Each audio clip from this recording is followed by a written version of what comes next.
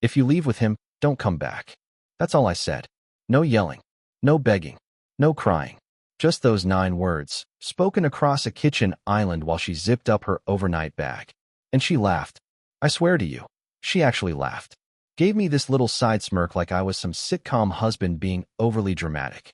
Then she tapped her nails against her coffee mug and said, "Don't be ridiculous, Desmond. It's just a weekend. We're adults." Desmond. That's me. The guy whose wife was packing a bag to go spend the weekend in a lakeside cabin with her ex-boyfriend while calling it friendly. I work in IT support. I iron my own socks. I once cried during a Subaru commercial. I'm not exactly what you'd call intimidating, which is why she didn't believe me. But I meant it. Every word. She said Travis had changed, that he was in a better place now, that he just needed closure. Funny, closure doesn't usually involve lingerie and wine tastings, but what do I know? She told me she wouldn't answer her phone much because there was bad reception up there. I nodded. Of course there was. That always makes it easier to cheat without the guilt buzzing every 10 minutes. Still, I didn't try to stop her. Didn't follow her to the door. Didn't block the driveway or rip up her suitcase like a man losing control. I just watched. Watched her walk away from everything we built together as if it was just a weekend trip with a friend. But the second her car turned the corner, I moved. I already had a plan. I'd been quiet about it. Careful. I had my own kind of closure ready. Not the kind that ends in revenge. No, something far worse. Indifference. While she was headed toward her romantic, healing weekend, I was scheduling my escape. Canceling joint accounts. Shipping the valuables she didn't notice I cared about. Calling a moving company under a different name. Prepaid storage unit.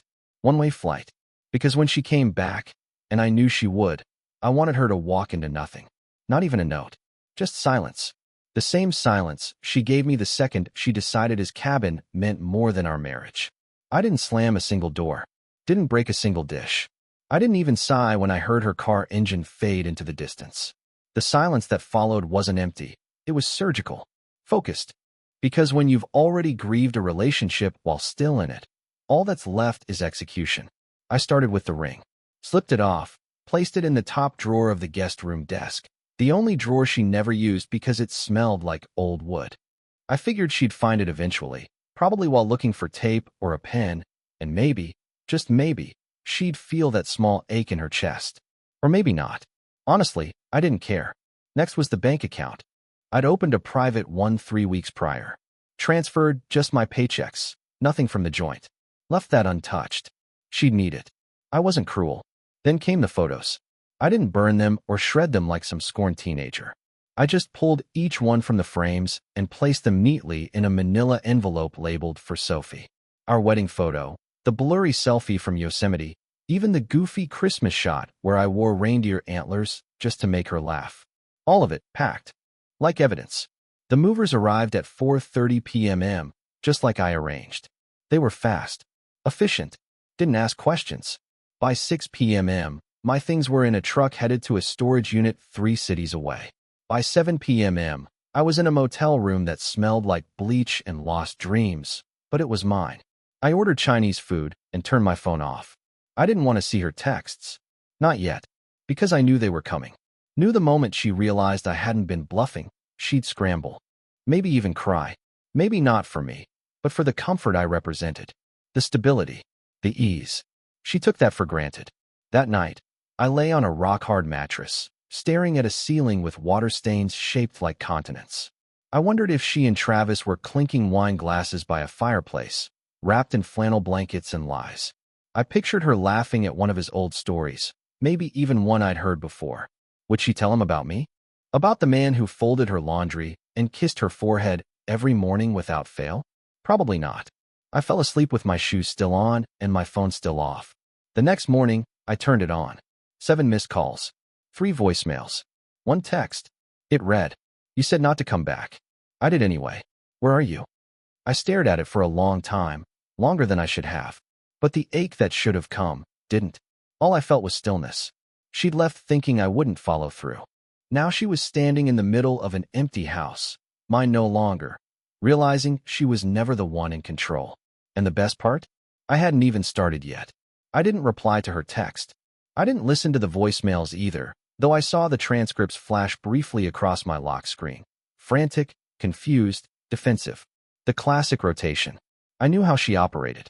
Sophie never expected consequences because she'd never truly had to face them. Our entire relationship, I'd been the safety net. The man who forgave things before she had to fully apologize. But this time, there was no net. Just a clean break. That Saturday morning, I sat in the motel lobby eating dry cereal out of a plastic bowl while a TV droned on in the background about a heat wave. Outside, the sun was blazing. Somewhere, she was probably pacing across our kitchen tiles barefoot, calling my name like I was a dog who'd wandered off. It was strange to imagine her without me. Strange to think she had to sit with herself now. Just herself and that suitcase she packed for someone else. By noon, she sent another message. Just 4 words. Please, let's talk. Please. I didn't respond. Instead, I drove to the storage unit. It was a small place outside of town with dented blue doors and a front desk that smelled like rubber tires. The guy there handed me a clipboard without a word. I walked to Unit 31B and opened it slowly. Everything I owned, my books, my guitars, my dad's old recliner, sat stacked in tidy boxes like pieces of a man paused midlife. It wasn't much, but it was mine. All of it. Untouched by her perfume or her indecision. I stayed there a long time. Just sat on a folded chair and let the dust settle around me. I thought about the early days with Sophie. The nights we stayed up eating cereal at 2 a.m., watching bad movies and making jokes about our neighbors. I remembered her old laugh. Not the fake one she used in public, but the real one, the kind that crinkled her eyes and made her snort a little. I hadn't heard that laugh in years. Somewhere along the way, that woman disappeared, replaced by someone always waiting for something better, something more exciting. Maybe that was Travis. Maybe it was just the thrill of knowing someone else still wanted her. But that wasn't my problem anymore. At 4:12 p.m, she called again. I watched the screen glow, then dim. No voicemail this time. I pictured her standing in the middle of the empty living room, staring at the outline on the carpet where the coffee table used to be, the pale rectangle on the wall where our wedding photo had hung. I imagined her opening the desk drawer and finding the ring. I wondered if she cried. Then, a new message. Is this a joke? Are you at your mom's or something? Just call me, please. I didn't think you were serious. There it was. That sentence. I didn't think you were serious. That's what it had always come down to, hadn't it? She didn't take my boundaries seriously. She didn't think quiet men walk away. She assumed the man who made her coffee every morning and folded her socks would always be standing there when she returned from chasing ghosts. But I was gone. And this time, I wasn't waiting on the other side of her regret. By Sunday, she'd stopped texting. I didn't know if that meant she'd given up or if she was finally sitting with the weight of what she'd done. Either way, I wasn't about to break the silence for her comfort. The strange part was how calm I felt. No anger. No panic. Just a quiet certainty that this, leaving, vanishing, erasing myself from her story, was the only thing that made sense anymore. That morning, I got an email from the realtor. The house was officially listed. I'd signed the paperwork before she ever left for that weekend. The listing went live with the photos I took 2 weeks ago while she was working late. Funny how a kitchen looks bigger without tension hanging in the air, and how a bedroom looks cleaner without secrets stuffed beneath the sheets. I didn't even list it under my name. I used my middle name, filed it through a legal rep I'd met online. If she checked the records, she wouldn't find me. Not at first. Around 2 p.m., I got a call from a blocked number. I ignored it. Then came the email. The subject line simply said, "What did you do?" I opened it out of curiosity. It was from her work email. Short, panicked, like someone typing between breaths. I came back early. The house is empty. The locks are changed. Your number is disconnected. Where are you? What is going on? I stared at the blinking cursor for a long time. My hands hovered over the keys, part of me tempted to answer, not to explain, but to twist the knife a little. But I didn't. Not yet. I closed the tab and drove downtown. There's a coffee shop I used to go to when I needed to think. Sophie hated it, said it smelled like wet bark and regret, but I liked the quiet. I sat in the corner with a lukewarm Americano, watching couples come and go, people laughing over laptops and paperbacks, and I realized something unsettling. I didn't miss her. Not the version of her she'd become. Not the woman who laughed off my warning and drove off to relive a memory with her ex. She thought I'd be waiting. Thought I'd sulk for a few days, then forgive her when she came back with some flimsy story about how nothing happened and how it made her appreciate me more. Maybe she planned to cry, promise a fresh start, suggest counseling. She never considered the possibility that I meant what I said. And that's what shattered her. Not the empty walls or the missing furniture, but the realization that I'd stopped orbiting around her. That I had vanished from her gravity. That the man she considered harmless, predictable, unshakable, was gone, and not in some symbolic, poetic way. I was literally gone. No address. No forwarding number. No breadcrumb trail. I think part of her assumed this would be some dramatic phase. That I'd make a point, then come crawling back. But I didn't need her to know where I went. I needed her to feel what it was like to come home to silence. The same silence I'd been drowning in for years while she laughed at texts from other men. At 6:43 p.m., another email came through. I don't understand. Please, just tell me what you want. It was the first time in our entire relationship that she asked me that, and it was 2 years too late. I clicked, mark as unread, and shut the laptop. By Monday morning, I figured she'd show up at my mother's house. That's what people like Sophie do when they run out of options. They backtrack to the places they once ignored. But I had already warned my mom weeks ago. I told her everything. And for once, my mother didn't defend Sophie or play the neutral card. She just nodded slowly and said, "It's about time you stopped letting people walk all over you." Sophie did show up, according to my mom's text, banging on the front door, demanding to know where I was. My mom didn't open the door. She just shouted through the window, "He doesn't live here anymore. Maybe try the man you left him for." Savage. Unexpectedly savage. That was the first time I smiled in days. Later that afternoon, I checked my burner phone, the one she didn't know about. It had a single voicemail, left at 3:16 p.m. Her voice was shaky, almost whispering. "Desmond, I didn't go through with it. I swear. Travis and I barely talked. I left early. It was stupid. I made a mistake. Please, I need to see you." There it was. The word. Mistake. She always used that word like it came with a delete button. Like it could erase intent, erase preparation, erase choice. But that's the thing about mistakes. They happen once. After that, it's a decision. And she made hers. I walked to the small park near the motel and sat on a bench with a clear view of the lake. Families were out. A dad was flying a kite with his kid, both of them laughing in that wide, uninhibited way kids do. And for some reason, it hit me harder than Sophie's voicemail.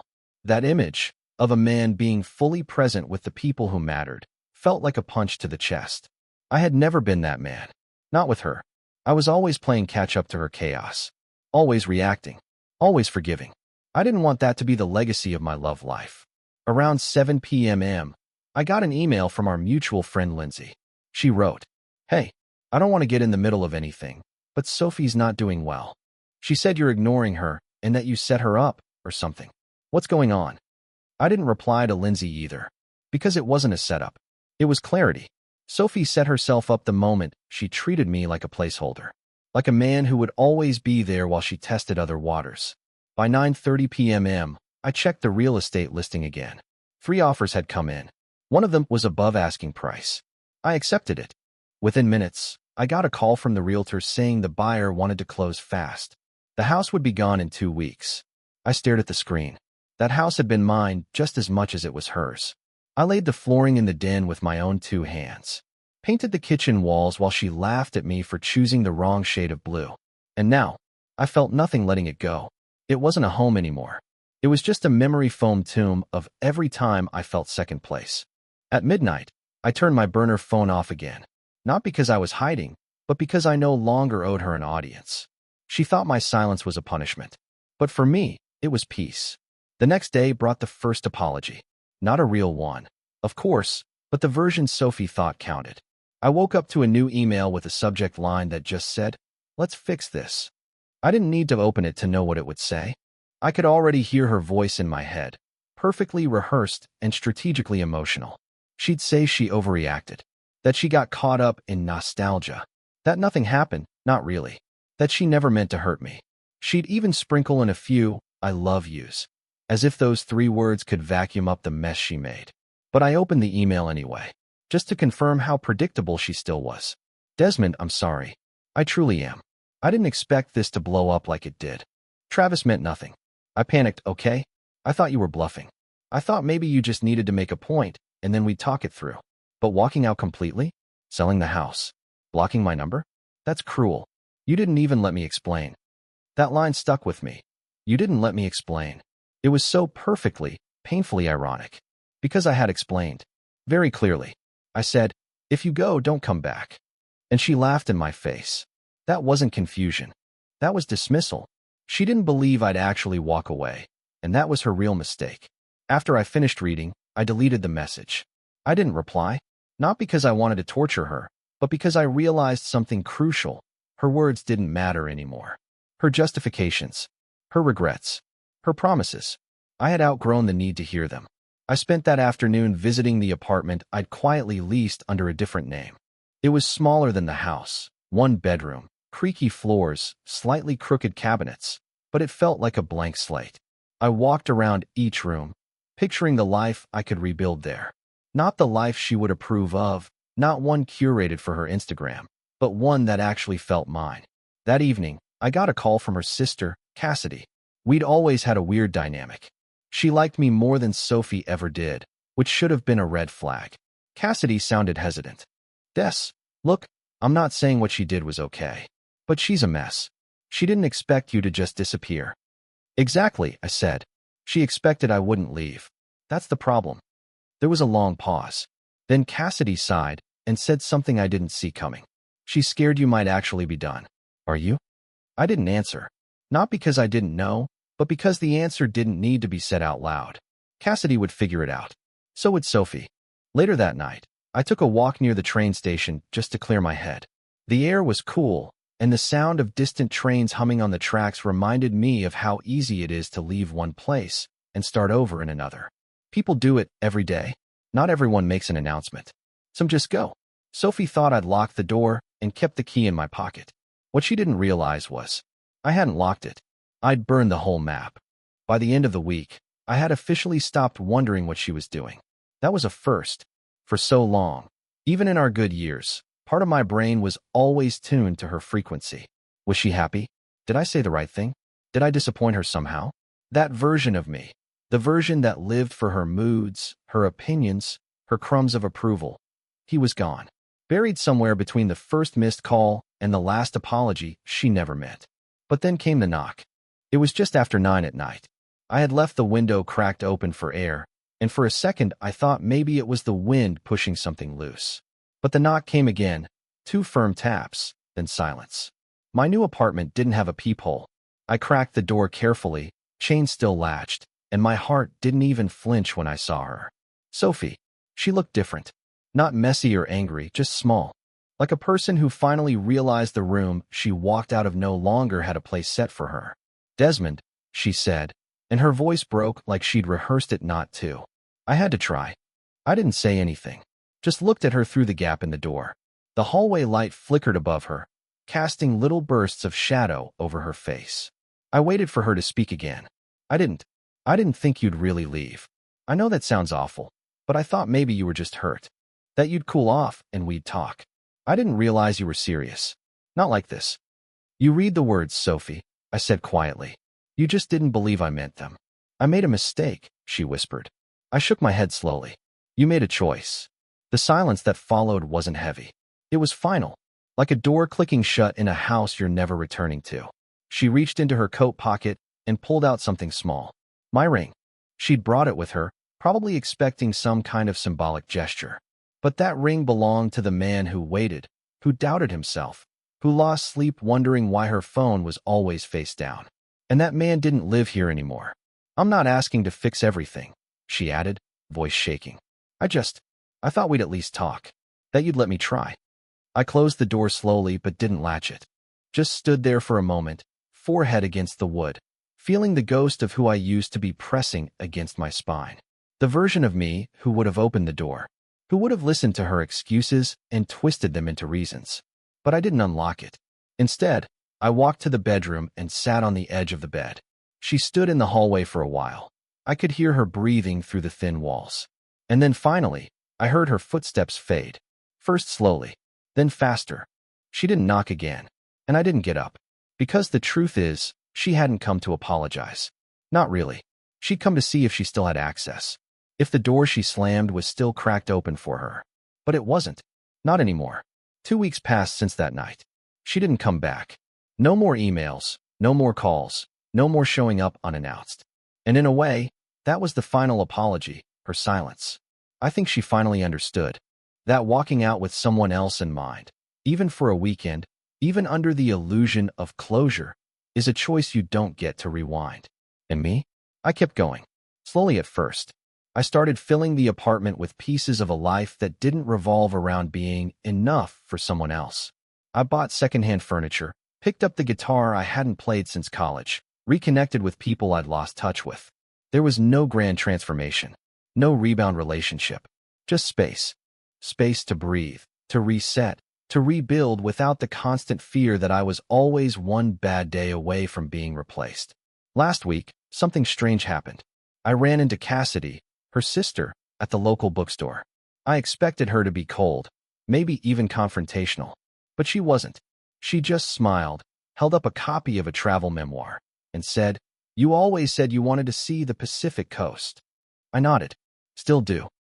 Then she leaned in a little and whispered, "For what it's worth, you did the right thing. Even Sophie knows it now." I didn't ask what that meant.